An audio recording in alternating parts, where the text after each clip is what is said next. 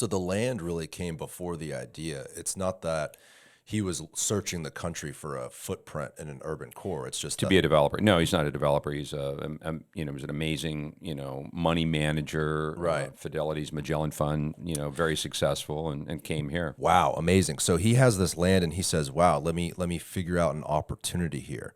Another good example, I guess, is like Boston, right? Fenway's that urban ballpark with shops and restaurants, or like a Wrigleyville type situation. Yeah. And, retail drives a lot of that. So activation, because, look at Amalie, for example. Right now there's a stat, and that I don't know if it's fairly well known, but Amalie Arena is number 3 in ticket sales for non-sporting events behind Madison Square Garden and Barclays Center. Crazy. It's crazy. So they're driving now over 2 million guests through Amalie every year. And a byproduct of that is the success that even the History Center. You look at if you look at the aquarium's now over 1 million visitors per year. So you look at just that the synergies that are driven by all of these cultural and arts opportunities, but it's more than that. Then when we brought the retail and the restaurants that starts driving that pre-game, pre-concert activity. You're on the street there, and you could see it in the in the evenings before a concert or before a game. Mm-hmm. There's thousands of people down there at Water Street, which is pretty cool. It's amazing, especially coming from a kid that grew up here. That area was all warehouses and dirt lots, nothing going on. No, I mean, a lot of it abandoned too. It's not like it was a bustling industrial area anyway. No, but I've only been here 6 years, and what I've been told is that for many, many years, maybe 30, 40 years.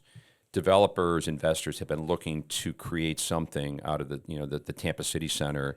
You have the traditional downtown, but that's the traditional downtown. Mm-hmm. This is, we're contiguous and next to, but when you look at the downtown, it's 9 to 5. There's really not much going on. There's very little activation. There's no programming really at night. Now, you do have the parks and so forth, which are activated and programmed. But I'm saying for the traditional downtown, mm-hmm. which is about 7 million square feet of density, there's really not much going on in the evening. No, and it was always a 9 to 5 city. Like after 5 o'clock, it was a ghost town. Weekends, it was a ghost town. And really since Water Street, even in the Franklin Street, like the true urban core, the central business district, it's pretty busy. Yeah. A lot has changed since then.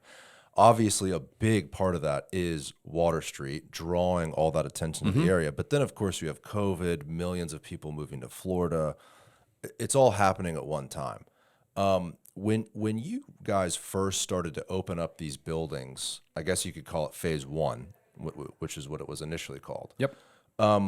Did you expect the attention? Did you expect the amount of people? Because you drive down there on a Tuesday night, and it's slam packed. The restaurants are full. I think it's kind of amazing. Yeah, really. I think it's exceeded our expectations. So I'll go back a little bit of a timeline. So Jeff gets here, acquires the Bolts 2010.